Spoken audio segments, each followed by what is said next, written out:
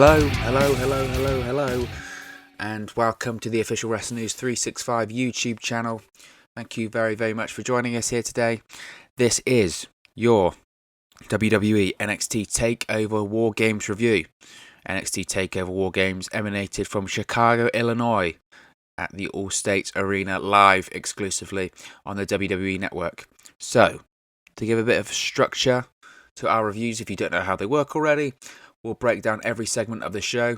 I'll give you my thoughts on tonight's proceedings. But more importantly, what did you, our great followers, all think of tonight's show?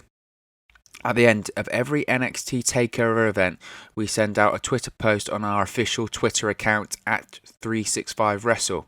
Tonight, we asked our followers to describe NXT TakeOver War Games in only 3 words. At the end of our reviews, we take a look at some of the responses. I pick out some of my favourites, both positive and negative, and check out your opinions on the show. It's not just about my opinion, it's about your opinion too. So make sure you respond to that tweet every time it's sent out and see if you made the list, as Chris Jericho would say. Now, we start off the show with the female War Games match. Yes, I was completely wrong on this one. I thought that the female War Games would actually be the main event of the show, considering it was the first time ever that they'd had a female War Games match. But they went in the complete opposite direction and decided to open the show with it. Now, looking back on it, hindsight, there's no spite in this show, hindsight, is a wonderful thing, and obviously with the bump that did end the show, I don't think they could have opened with that one, so it makes sense if that's what they were going for. They obviously had the main bump in the Metal War Games match in mind. So we had Team Ripley, Rhea Ripley, Tegan Nox, Candice LeRae, and Dakota Kai. Now, some of you may be thinking, wasn't Mia Yim meant to be in this match? Yes, she was. However, on the pre-show, we find out that Mia Yim has been attacked backstage by a mystery person. We have no idea who it is. Who could it be? I mean, the suspect list is huge. Everyone knew it was Dakota Kai. But we find out that Mia Yim has been removed from the match, and Rhea Ripley has to find another partner as soon as possible. The match is first, after all. She has mere minutes to find out who the 4th person on her team could be. Dakota Kai is there, trying to help Mia Yim into the ambulance, and Rhea Ripley says, It's you, Dakota, you're on our team. Dakota Kai says, oh, no, I can't, I haven't prepared myself, I'm not ready. And then Rhea Ripley gives her a rousing speech about how Shayna Baszler has bullied her for the last year, etc. Dakota Kai is on the team. So that leads to Dakota Kai replacing Mia Yim in the War Games match. Obviously, they're facing off against Team Baszler, the NXT Women's Champion Shayna Baszler, Io Shirai, Bianca Belair, and the NXT UK Women's Champion Kaylee Ray. Now, there were huge pops for Rhea Ripley when she came out. Io Shirai, as well, got an absolutely huge pop as well. Dakota Kai got a bit of a lukewarm reaction. I think that's because the crowd kind of knew where this one was going. Shayna Baszler also gets a nice pop. Io Shirai is the first for Team Baszler to get in the ring, and her opponent, who else could it be but her longtime rival Candice LeRae. Io Shirai was just so over with the Chicago audience. I mean, they were digging her to the nth degree. I think it's just because not only is her moveset so good, but ever since she's turned heel, she is just on another level with her facials, her mannerism, her music, her entrance is great. So the crowd was all over Io. They absolutely loved her. Both women brawl to start the match. We have a nice spot where Candice LeRae goes for a head scissors, but is countered by Io Shirai into a standing flip. Candice LeRae goes to the top rope, but is blocked with a forearm. And we have a series of tiger kicks, or 619s, however you want to call them, by Io Shirai. Io then did an unbelievable spot where she springboarded off both top ropes of both rings. So she went from one ring's top rope to another ring's top rope before hitting a missile drop kick. Easy for me to say. Absolutely terrific stuff. Then we had a sort of a slight miscue, I think, with the clock in the crowd. The crowd was chanting 5, 4, 3, 2, 1, and then made the buzzer noise, but nothing happened, which then led to "Where's the clock?" chants. which is a bit frustrating, as when anything like this happens, and we've seen it in the past when there's a clock on the screen, it tends to draw the crowd's attention away from the ring, which is frustrating. Considering the caliber of competitor in the ring, it's slightly frustrating on that one. But next, from Team Shayna Baszler, they have the person advantage, of course, from when they won the ladder match a few weeks ago on NXT TV. So we have Bianca Belair enter the ring. We almost have a version of a glam slam, followed by a standing shooting star press by Belair. Bianca Belair is an absolutely tremendous athlete. Some of the things she's able to do is absolutely spectacular. But Candice LeRae managed to fight back through. But then Bianca Belair just absolutely creams her with a forearm, and then a really impressive trio of deadlift powerbombs, with the third one throwing her into the cage. When I say deadlift powerbombs, I mean the ones that... do you remember the ones that Brock Lesnar used to do? Especially when he debuted on Raw, when he attacked Spike Dudley, when they do the powerbomb, but they grip the opponent's arms and hands, and then just lift them back up immediately for a succession of powerbombs. Tremendous strength required for that one. Next up, for Team Rhea Ripley, is the captain herself, Rhea Ripley. She throws a lot of weapons in the ring, a lot of furniture. She throws in trash can lids, kendo sticks, steel chairs, but not what the crowd wanted. This would be a recurring theme through the show, that the crowd booed as they wanted tables. We then get a front face buster into the trash can by Ripley to Bianca Belair. Next, for Team Shayna Baszler, we have the NXT UK Women's Champion, Kaylee Ray. Kaylee Ray grabs 2 chairs from under the ring. She teases getting the table, to which the crowd cheers massively, but of course she's just teasing. She doesn't get a table out, she throws it back in, says she's not going to give you what they want. She then attacks Candice LeRae with a chair. Absolutely spikes Rhea Ripley onto the chair with a tornado DDT off the ropes. You could actually hear the thud of Rhea Ripley's head hit the chair. It was a great spot. We then have a Tower of Doom by Rhea Ripley to everyone in the match except Bianca Belair onto a pile of steel chairs that was set up. Originally it was set up with actually the chairs standing, but Kaylee Ray changed that and moved the chairs in just to a flat pile of chairs. So everyone gets thrown on there by Rhea Ripley except Bianca Belair, who then hits a 450 splash on Rhea Ripley. Like I said before, Bianca Belair, in terms of being an athlete, I mean, is she the best female athlete in NXT? I would argue probably so. In terms of pure athleticism, she's off the charts. Next up, for Team Rhea Ripley, we have Dakota Kai, who then out of nowhere attacks Tegan Nox. And this was absolutely brilliant. She slams Tegan Nox into the cage. She then attacks Tegan Nox's knee several times in the cage, surgically repaired knee, by slamming the door several times into the cage. Absolutely brutal. Dakota Kai was she was crazed. She was absolutely crazed. She then takes off the knee brace and attacks NXT General Manager William Regal with the knee brace, Then Tegan Nox sells it really well, saying that she can't feel her knee, and you think the attack's over. But then back comes Dakota Kai once again to attack Tegan Nox. Dakota Kai here was just crazed. She was absolutely crazed. I think she even swore at the camera at one point, like, fuck off, which obviously they bleeped. Was it predictable? Absolutely. I mean, it was predictable from the moment that Dakota Kai wasn't in the War Games match. Everyone went, okay, Dakota Kai's getting involved. I even said it in my preview video. Dakota Kai somehow is going to be involved in this match and she's going to do something bad. But it doesn't make it any less good. It was a terrific heel turn. And why was it so good? Because Dakota Kai sold it so well. She was wide-eyed. She went fucking crazy. She sold this crazed, jealous, bitter friend that she'd initially been left out of the match so well. It was so believable, and she went for it. She didn't half-ass, just, am I going to attack Tegan Nox?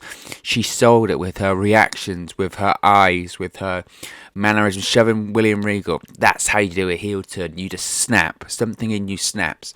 And that's exactly what she did.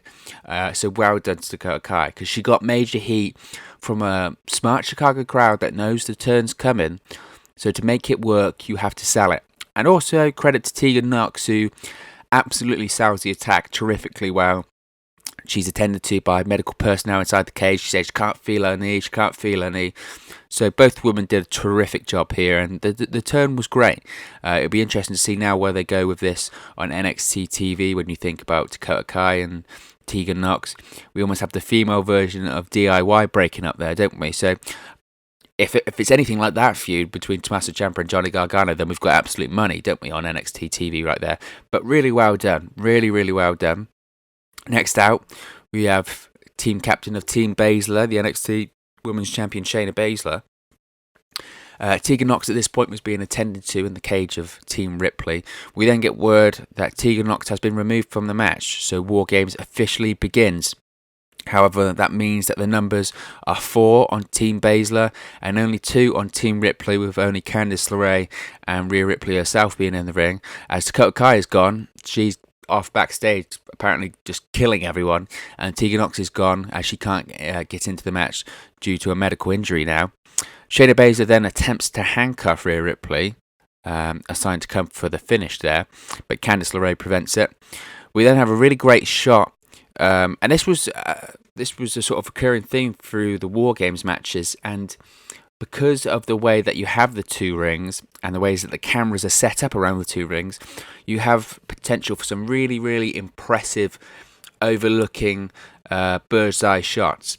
And this was one of them, whereby you have the sort of 2 women of Team Ripley, Rhea Ripley and Candice LeRae, standing in between the 2 rings in a sort of metal portion where they are surrounded by the 4 members of Team Baszler, with 2 women in each ring. Just a tremendous shot. It's the little things like that really add to the match, I think. Kaylee Ray goes for another tornado DDT on Rhea Ripley, but Rhea Ripley catches her and deadlift suplex her, Kaylee Ray, into the cage wall. Rhea Ripley then gets the Scorpion submission hold on Io Shirai on one corner of the ring.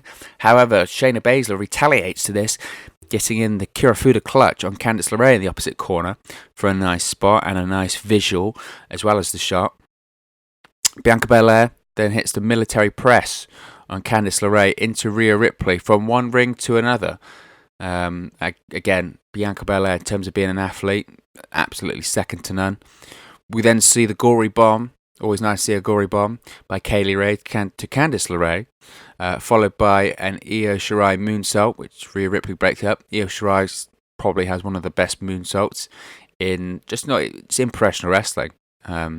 She is an absolute mad woman. We'll go into that in a minute. We then have a really fun spot where Bianca Belair actually starts to whip Rhea Ripley with her hair, which, when you think about it, I mean, why wouldn't you? Why wouldn't you use that as a weapon? I really enjoyed that spot.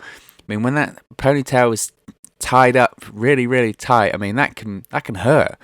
So I thought that was a fun spot. However, Candice LeRae stops this by attacking Bianca Belair with a kendo stick.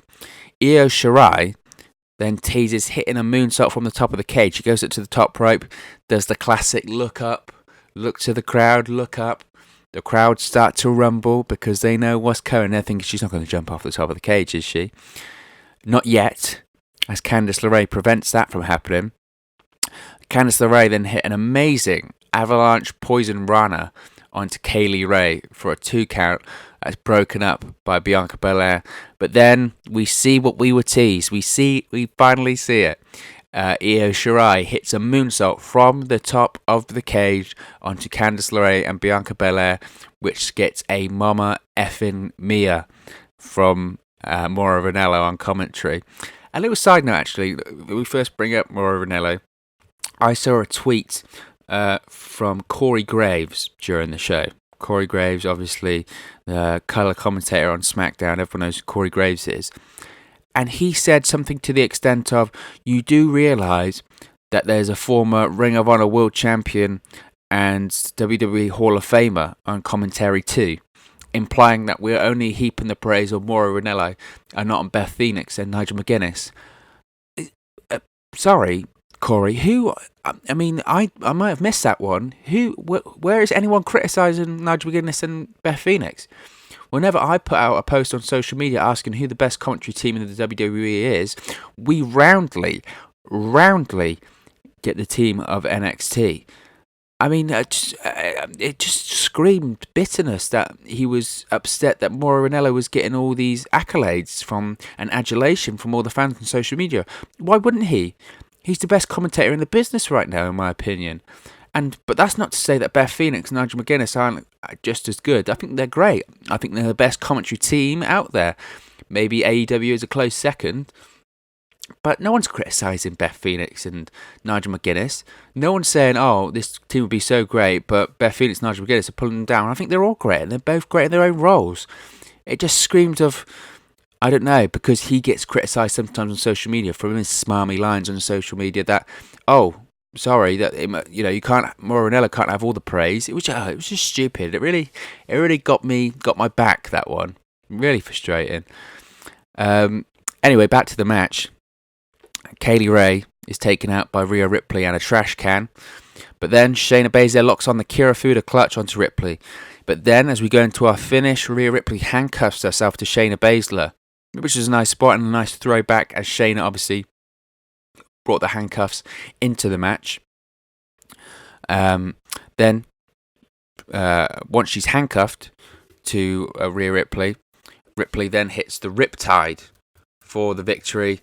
And the shocking victory, as she not only has pinned the NXT Women's Champion, but Team Ripley wins the match despite the 4-on-2 disadvantage numbers in the War Games match.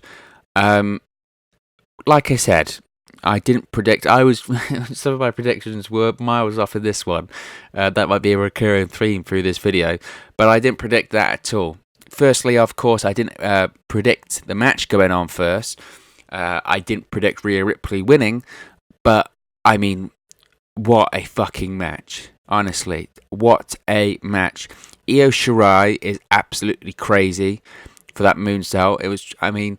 Think about this. Think about 20 years ago saying that you're going to have a female, not only are you going to have a female War Games match, but during the match you're going to have a female do a moonsault off the top of the cage. People would have laughed at your face. With the state of women's wrestling with WWE at that period of time, with the divas, the bikini contests, the water fights, the pillow fights, all that kind of rubbish. But, I mean, it was absolutely tremendous. Absolutely tremendous. Rhea Ripley just looked like a complete star. A complete star. The Dakota Kai turn. I mean, the match had a bit of everything, didn't it? You know, it had the big spots, it had the turn. The Dakota Kai turn, yes, we all saw it coming, like I said, but my God, did Dakota Kai Sal being the jealous, crazed friend who was left out and just now let it all consume her, and she absolutely killed her best friend. She turned on her best friend because she was angry, she was upset, she was crazed. It was tremendous. As I said, the Io Shirai moonsault was just absolutely nuts. The one thing I was quite surprised with is that I was surprised that they had Shayna Baszler lose clean the night before she has an arguably even bigger match against the Raw Women's Champion Becky Lynch and the SmackDown Women's Champion Bayley. You know, but who knows? This is WWE. Perhaps she'll get her win back tomorrow. In the grand scheme of things, I don't think it really matters. It was the first time female War Games match. It was unbelievable, and then some. It would appear, with the finish, that we're going to have Rhea Ripley facing off against Shayna Baszler for the NXT Women's Championship sometime in the near future.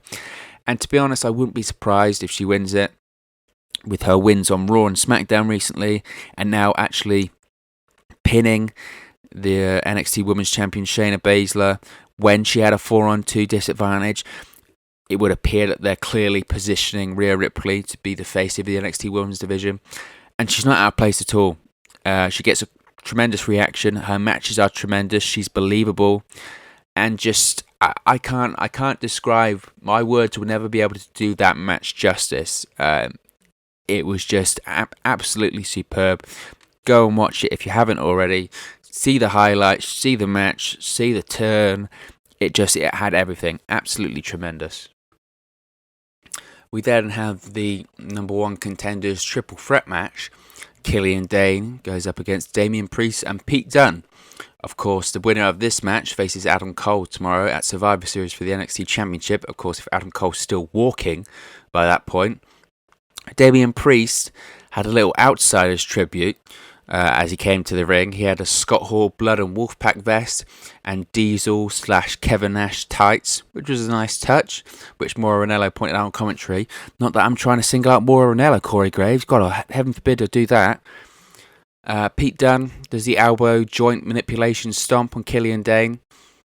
Damian Priest goes for the Razor's Edge, but gets caught with a crossbody by Killian Dane.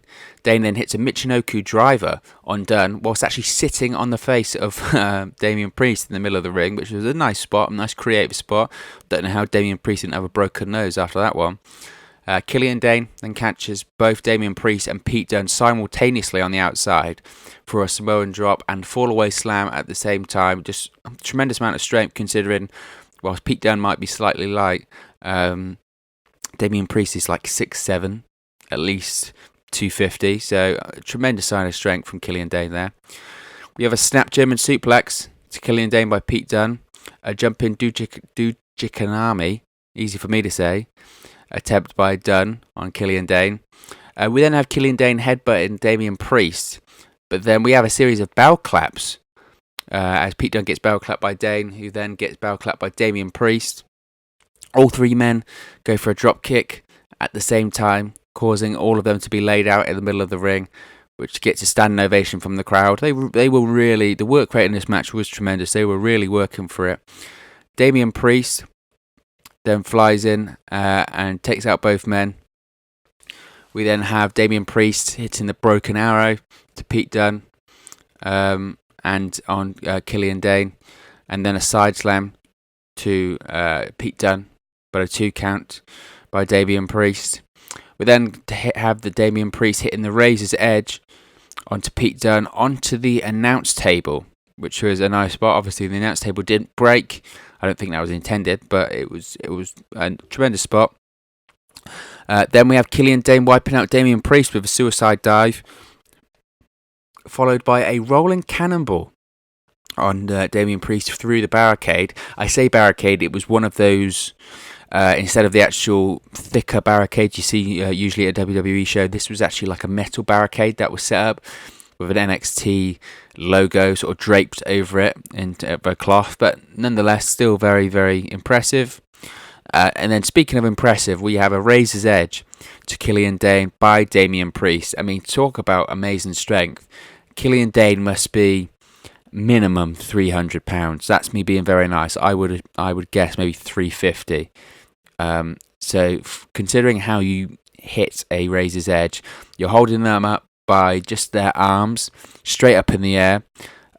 Tremendous strength from Damian Priest, which was a nice spot.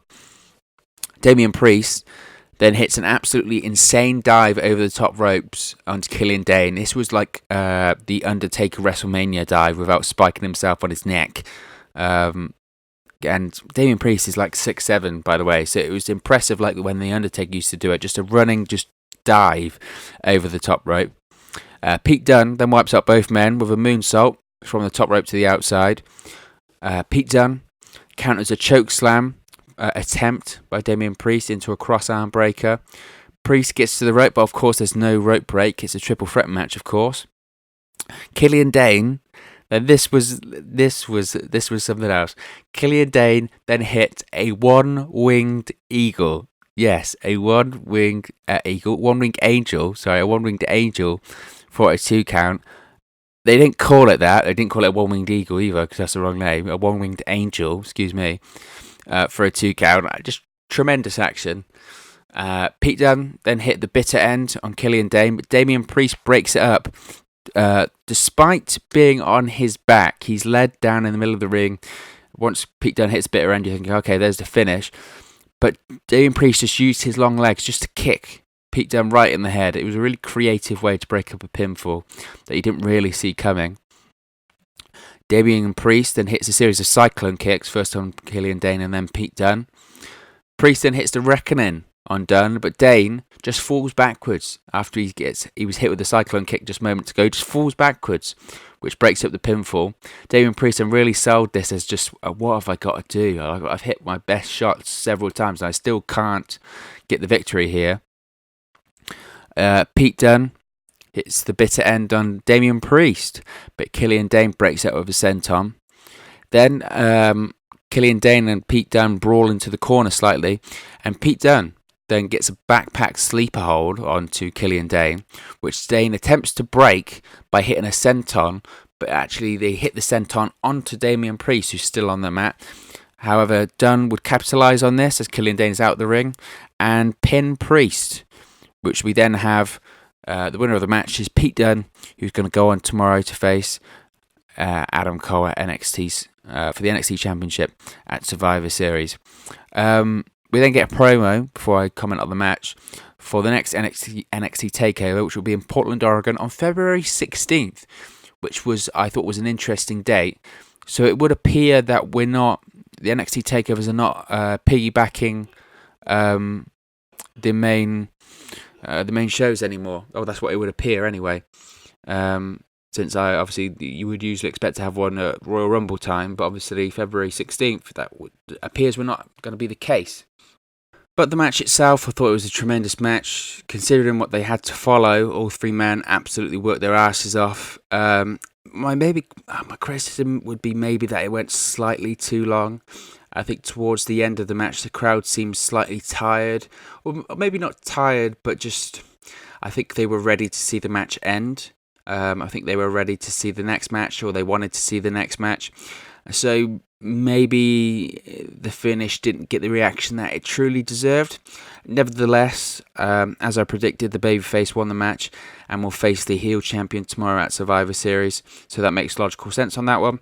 But tremendous match. I don't think Pete Dunne will win the match tomorrow. I think Adam Cole has a lot to win that one, despite the hell that he is to go through on this night. And I don't think that Pete Dunne will get another NXT Championship match for a while. I think that spot is for Tommaso Ciampa in his quest to retrieve Goldie. But Adam Cole and Pete Dunne should be a quality match tomorrow evening in front of a hot Chicago crowd. NXT could well and truly have the match of the night on a WWE pay-per-view. So don't put it past Adam Cole and Pete Dunne to steal the show on that one. But the match itself, I thought was a good match, and considering what they had to follow, they followed it tremendously well. Like I said, maybe 5 minutes too long though. Next, we have the return of Finn Balor to NXT TakeOver, as we have Finn Balor facing off against Matt Riddle. This is Finn Balor's first TV match since his SummerSlam defeat in the debut of The Fiend Bray Wyatt back in August. To start the match, Riddle attempts an early submission, attempts an armbar submission. Finn Balor attempts to keep slowing the match down using a side headlock. We then have Matt Riddle doing some nice deadlift gut wrench suplexes. Finn Balor hits his hesitation corner drop kick for a 2 count. We then have Finn Balor hit sort of a one-footed baseball slide style drop kick that legitimately cracked Matt Riddle in the jaw. Very lucky he didn't lose some teeth with that one. They showed the replay and we had the whole slow motion shot of Riddle just being absolutely clocked with that one. He absolutely nailed him. We then have the Broton by Matt Riddle for a 2 count. Matt Riddle then locks in the ankle lock, which Balor attempts to kick out of, but Riddle just switches to the other ankle to lock in another ankle lock. After this, Finn Balor would favour the knee, which would be sort of a recurring theme through this match, struggling to put some weight on it. But then after that, he just absolutely nailed Riddle with a drop kick. We have a German suplex by Finn Balor onto Matt Riddle, but Riddle just snaps back up and hits the running knee, followed by a deadlift German suplex. I really enjoy that spot. We then have the ripcord knee, but Balor actually counters this into a sling blade. Riddle then hits the spear, followed by a jackhammer for a 2 count, which got the crowd going. This led to chants of Riddle, Riddle through the Allstate Arena, which was fun. He's been doing that quite recently, quite a lot on NXT TV, obviously hyping up the fact that he hates Bill Goldberg and he thinks his matches are the shits. Obviously, they had that confrontation, I'm using quotation marks there, backstage at SummerSlam. Are we going to see a match between the two? I mean, I doubt it at some point. I don't even think Matt Riddle could get a full-on match out of Goldberg at this point. But it's fun. People like people having a go at each other on social media, don't they? They like people shooting on each other on social media. It's fun, and every time he does it in the spots in the ring of the spears and the jackhammer, gets a reaction. And that's what you're trying to do as a professional wrestler. You're trying to elicit a reaction from the audience. Finn Balor then hits the inverted 1916 for a 2 count. We then have Matt Riddle. Now, I was surprised he did this. Hit not the GTS, not the go to sleep, but the BTS, the bro to sleep. Which, of course, if you're going to hit a GTS in Chicago at the best of times, let alone when he's now back on WWE backstage, you're going to get a chance of CM Punk, which of course they did. We then have Matt Riddle hit the floating bro onto Finn Balor, but Finn Balor gets his knees up. At this point, Mauro Ranallo, I'm sorry Corey Graves, you're not going to like this one, I thought it was absolutely superb. Just selling that this was a big fight feel and trying to get the pace up of the match over on commentary. Balor goes for the coup de grace, but Riddle countered into the bro mission, which was a nice counter. We then had the finish, which was Finn Balor countering the ripcord knee attempt from Matt Riddle into the 1916 DDT for the victory. And 1916 DDT is a tremendous move as well. It looks absolutely sick. Now, this one was a strange one for me, and I'll tell you why. I thought that this was a good match. However, I felt that the crowd was slightly flat for parts of it. Now, why were they flat? Possibly due to seeing 2 tremendous matches first. That would definitely have to factor into it, of course. Maybe their expectations were slightly too high for the match. I think so. I know mine were very high. So that would factor into it. But the final 5 minutes of the match were very, very good. I think the crowd got back into it after a slow start. I could see what they were trying to do. They were trying to do the classic slow start, leading into a hot finish. But it never quite got there. Now, whilst I was saying that maybe the Pete Dunne match went maybe slightly too long, I think this match could have benefited from an extra 5 minutes. It just felt a bit like it was missing something. The crowd didn't seem quite ready for the match to end just yet. They were sort of trying to will on to have a bit more out of that match, and they just didn't quite get it. As I said, the finish seemed to sort of come out of nowhere, and maybe a couple of extra minutes onto that ending sequence could have just added a bit more and taken this match up a level. It was still a good match though. I'm not saying it's a terrible match in the slightest. I just feel that the slow start to the match kind of hampered it slightly. But no doubt, I think they'll face off again, and it'll be even better than this match. Maybe have an NXT TV main event that goes 20-30 minutes. And this match wasn't bad at all. So if they get a bit more chemistry together, then we're looking at something special. We then have the main event. The male War Games match, Team Undisputed Era, which is the NXT champion Adam Cole, the NXT North American champion Roderick Strong, and the NXT Tag Team champions Kyle O'Reilly and Bobby Fish, facing off against Team Ciampa. Team captain Tommaso Ciampa, Keith Lee, Dominik Dijakovic, and the mystery 4th man. Now, they teased in the show, they teased on the pre-show that Ciampa had contacted a 4th man, but he was unsure as to whether they would appear tonight. We have the Undisputed Era come out to a nice pop. We don't get the entrance of the proposed 4th man on Team Ciampa. The commentary team start to question whether Ciampa did successfully get the 4th man or not. Will they appear? Will they not appear? I saw some people saying, is this technically against the rules? Obviously, you need each team member to be locked in the cage. If they're not locked in the cage, can they officially be in the War Games match? I suppose, and my sort of counter argument was that I suppose if they're going to be the last man, it's irrelevant whether they're going to be in the cage or not, because the whole point is that, you come out the cage one by one. So if they're the last man entering the match, it doesn't really matter as long as they don't get involved, I would say, in the match.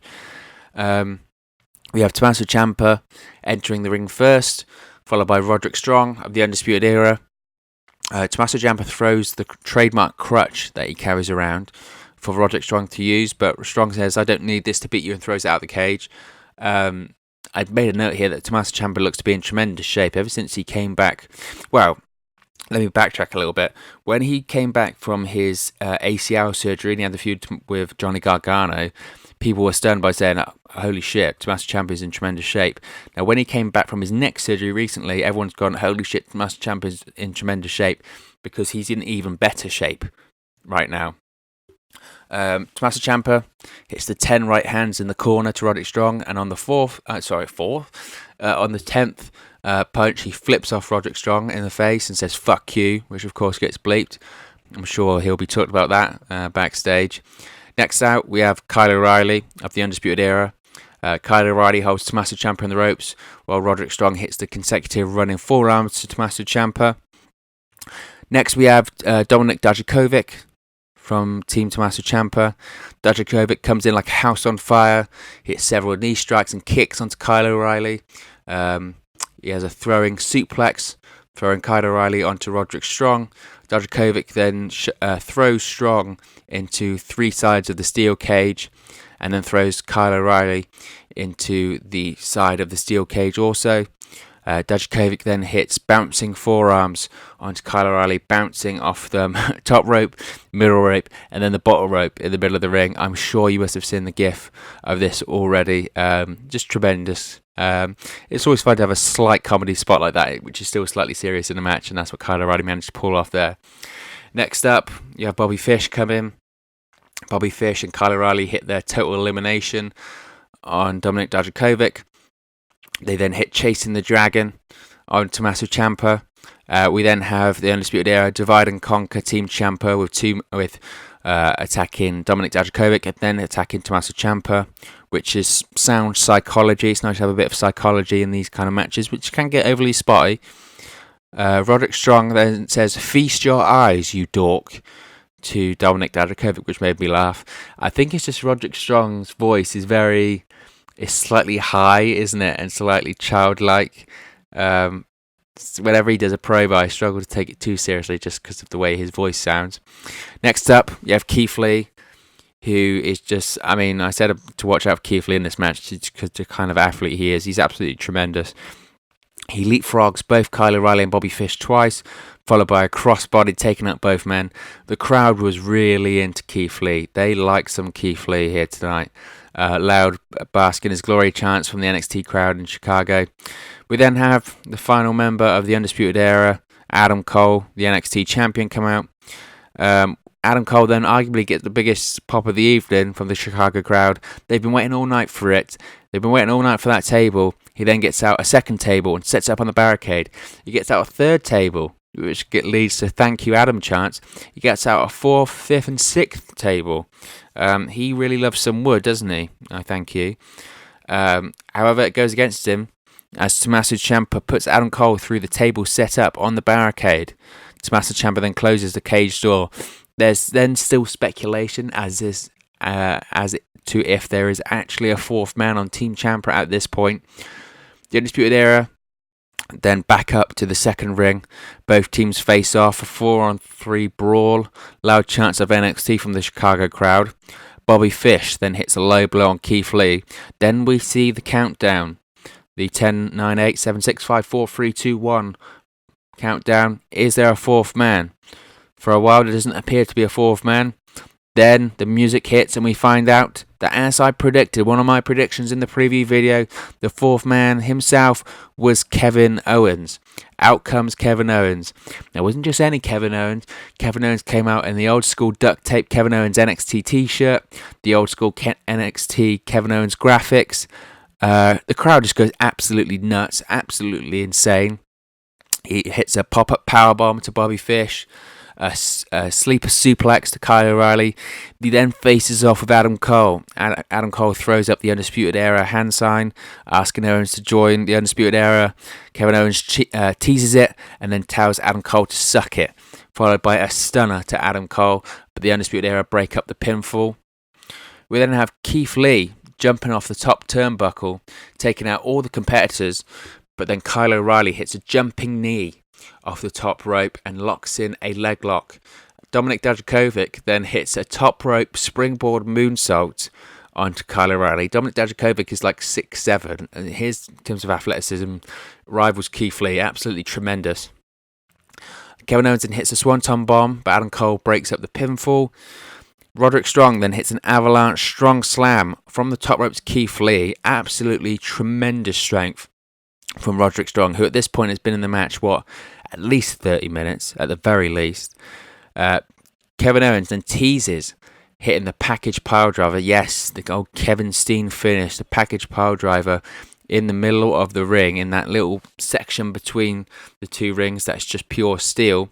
However, Adam Cole counters to go for the Panama Sunrise, but I say now that the Panama Sunrise was counted. It wasn't really, I just don't think they got it first time. But eventually Adam Cole hits the Panama Sunrise in the middle of the ring on the steel on Kevin Owens. The thud it made, oh my goodness, mamma mia indeed, Moro. Back in the ring, Tommaso Ciampa hits Project Ciampa to Roderick Strong. Ciampa then hits several running knees to Adam Cole, who is trapped between the ropes and the cage. Then we have loud chants of "use the table" from the crowd, and the people in the match duly take notice as Dominik Dijakovic then chokeslams Roderick Strong through a table. Dijakovic goes for a chokeslam on Kyle O'Reilly, but Kyle O'Reilly counters into a triangle. As he counters into the triangle, Dijakovic lays Kyle O'Reilly onto a table, which leads to Kevin Owens frog splashing Kyle O'Reilly through the table. We have table for table here. Keith Lee then powerbombs Bobby Fish through a table, all out chaos. And then we see the spot which, of course, everyone is talking about, and it will be the only spot that people are talking about coming out of this show. This is why this match went on last and was the main event. We see Tommaso Ciampa and Adam Cole fighting on the top of the cage in the opposite ring. Then Tommaso Ciampa holds up Adam Cole for, I guess, Celtic Cross, Emerald Fusion, whatever you want to call it, from the top of the cage through two tables. It was an absolutely terrifying spot. Terrifying doesn't cover it. It was, oh my God, Adam Cole's neck isn't broken, how he doesn't have concussion. Just go and see it. If you're watching this video, you've probably seen it, but oh my goodness, just first of all, as Tommaso Ciampa is picking up Adam Cole, he's sort of struggling to find his feet, which makes you nervous anyway. And then he holds him in position for what must be like 2 or 3 seconds. So the strength from Ciampa there is incredible. And he's jumping backwards off the cage. You can't really see where he's going. And Adam Cole's neck is tucked in. Oh my God. We then cut to a shot to Britt Baker in the crowd, who's looking concerned for her boyfriend, the NXT champion, Adam Cole.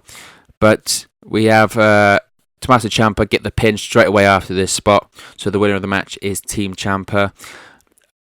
That spot, I can't even, the commentators did a great job here of not overselling it, talking in a sort of low, concerned voice and tone, because that spot was, beyond terrifying. I'm assuming, he's fine and everything appeared to be fine, but oh my God, that spot was just horrific. I said on Twitter, and I'll say it here, that my only problem with it is that, it's such a dangerous spot, isn't it? And it's such a crazy spot that realistically, he shouldn't be defending the NXT Championship tomorrow now, because they should sell the hell out of that spot. That's legitimately a paralysing spot.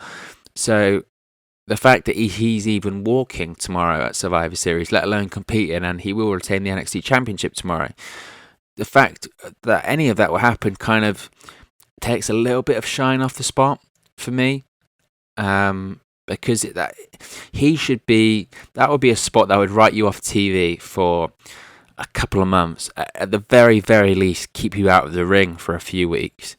So to have a match the day after, kind of just sort of, I don't know, it's just, to the casual viewer, you might see that and be like, well, that was a hell of a spot, but he's fine now, I guess. So, and people are going to go, it just shows how tough Adam Cole is. No, it kind of defeats the spot for me.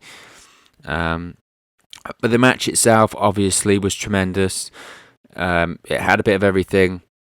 The Kevin Owens return, the table spots, the high spots, that bump, which is all anyone's going to talk about. I've seen mixed reviews on the spot itself. Now, I'll try and do both sides of the argument here.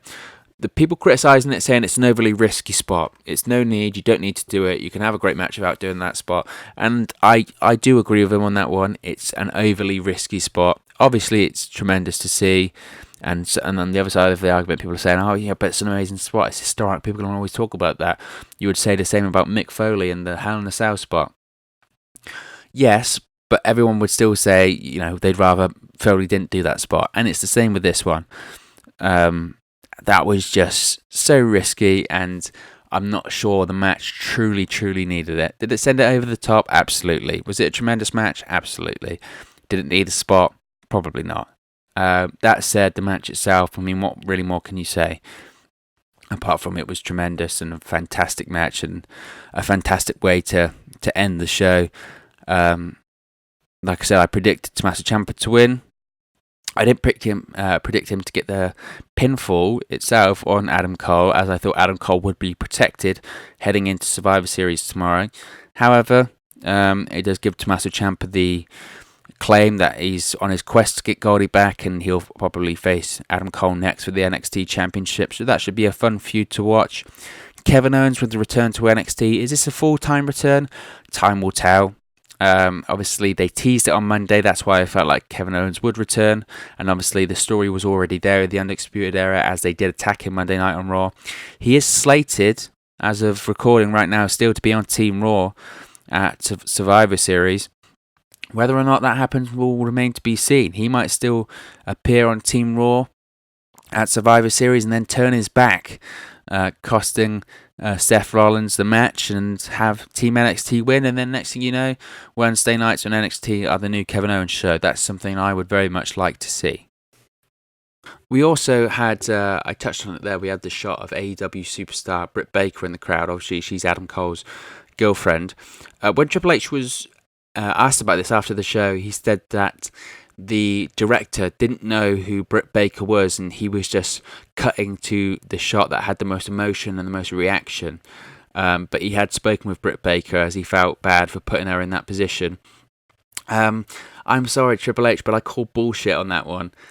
You have a director of a wrestling program that doesn't know a superstar that's prominently featured in your competitor.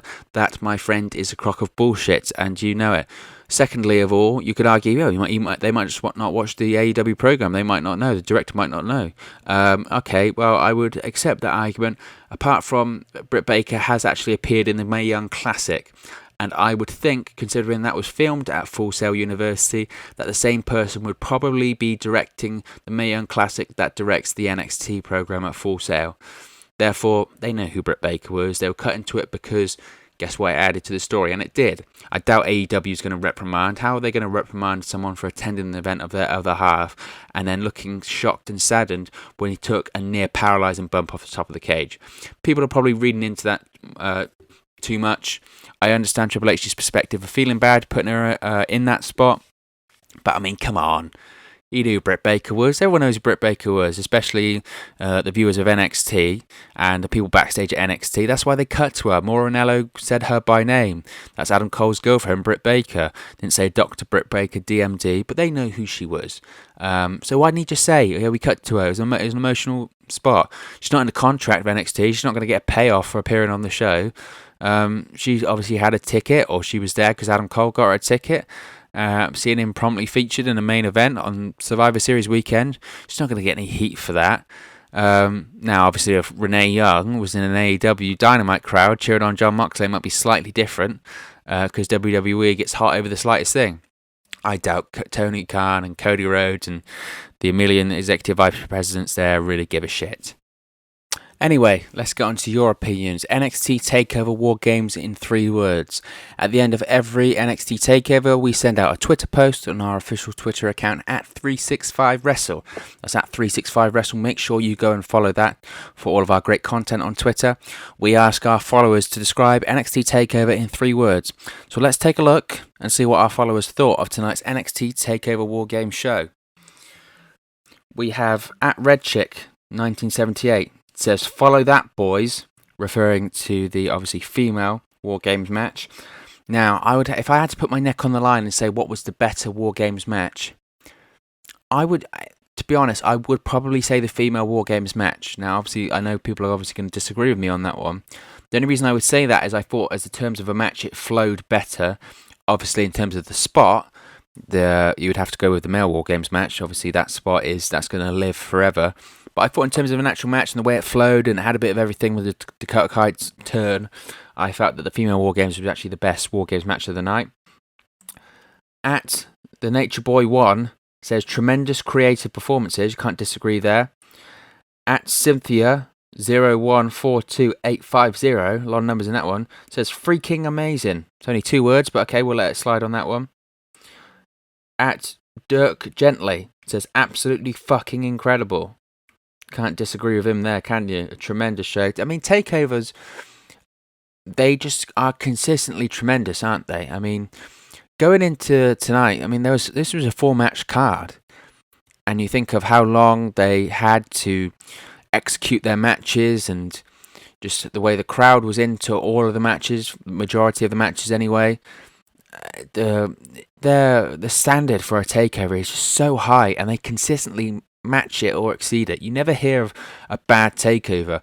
Can you imagine an NXT takeover going off the air in a similar way that Hell in a Cell did, with the crowd booing and asking for a refund? It just doesn't happen. Do you know why? Because they actually care.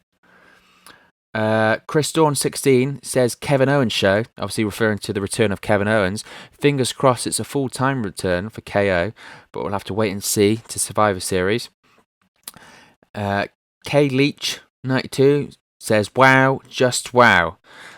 I think he is struggling for words like myself, because, I mean, at some points in those matches, I was just speechless.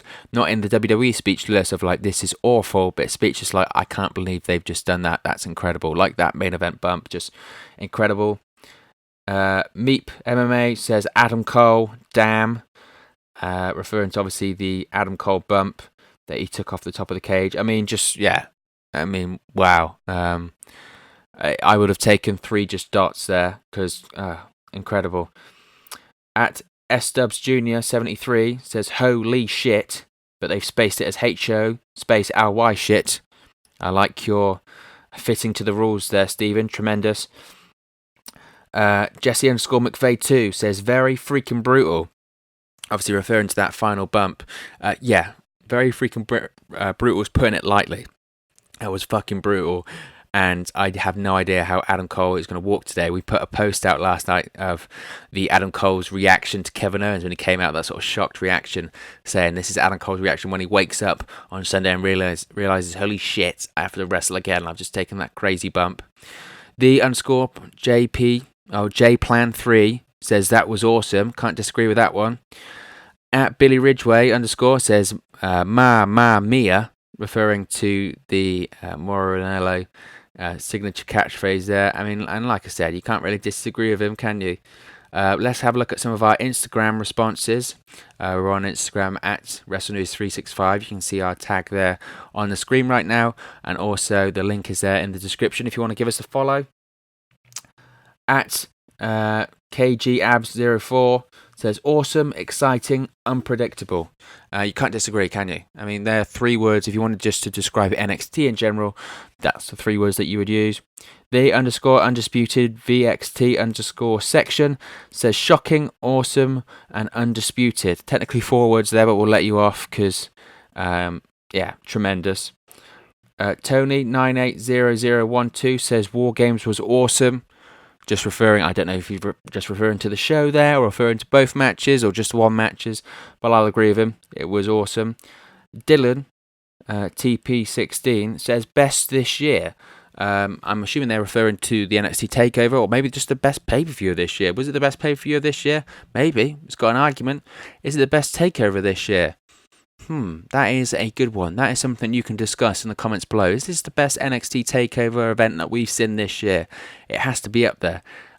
Maybe this is the result that we're going to see every time we have a takeover event of weekly live 2-hour storytelling on Wednesday nights live on the USA Network. Maybe the NXT Takeover bar is going to be significantly raised due to the increased development of superstars and old NXT alumni coming back. That'll be something to see. Finally, Fang Bang 340 says Mama effing Mia. Talking about Mauro Ranello once again. Let's not heap too much praise on Mauro Ranello. So obviously Corey Graves will get a hair up his ass again. What an idiot. But most importantly, what did you, our great fans, think of tonight's show?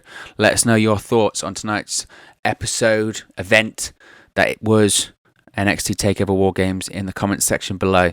And don't forget to like and subscribe to our YouTube channel. Once we get to that magic number of 1,000 subscribers, we'll be able to do live reviews of every single show and really get you, our great followers, more involved in our reviews. Who wants to wait all this time for us to record and have to upload these videos to YouTube? Wouldn't you want a reaction immediately live on our YouTube channel? That's what we're aiming to do. But we can't do it if we've only got 11 subscribers, can we? There's going to be no one listening. So once we get to that number, to 1,000, we'll definitely do live reviews of every single show and every single takeover and every single pay-per-view event, so we can have a great discussion and talk all things pro wrestling. Isn't that what we want to do? We want to just talk about wrestling all the time. It's great. We're addicted. So once we get to that 1,000 subscribers number, that's exactly what we're going to do. So make sure you like, subscribe, and share with your friends, and we'll get to that 1,000 subscriber number as soon as possible. Don't forget, you can also follow WrestleNews365 on all of our social media platforms on the screen right now. That's Twitter @365Wrestle, Facebook @WrestleNews365, Instagram @WrestleNews365, and of course on Storyfire as well. What's our handle going to be on there? You guessed it. It's @WrestleNews365. We will be uploading exclusive content to our Storyfire channel every Saturday and Sunday starting next week. So we're giving you a week to go over there to subscribe and not miss any of the action that you won't be able to find anywhere else. We've got some really exciting things planned for the Storyfire channel. We're looking to do something slightly different over there to what we usually do on YouTube. You can also visit our website at WrestleNews365.com for all the very latest news, reviews, exclusive series, and much more. You can also support WrestleNews365 by purchasing our merchandise. Visit our merch store, which is WN365.com. That's WN365.com for all of our merch and apparel. If you do purchase an item, be sure to post it on social media so we can share it with all of our followers and they can buy our stuff and they can support WrestleNews365 and you can make them all jealous with your amazing threads. We really do appreciate all your support. Thank you very much for watching, listening, streaming, or however you come across this video today. We really appreciate it. Enjoy Survivor Series. We're going to have a Survivor Series prediction video coming up soon. So we'll speak to you again very, very soon. Bye.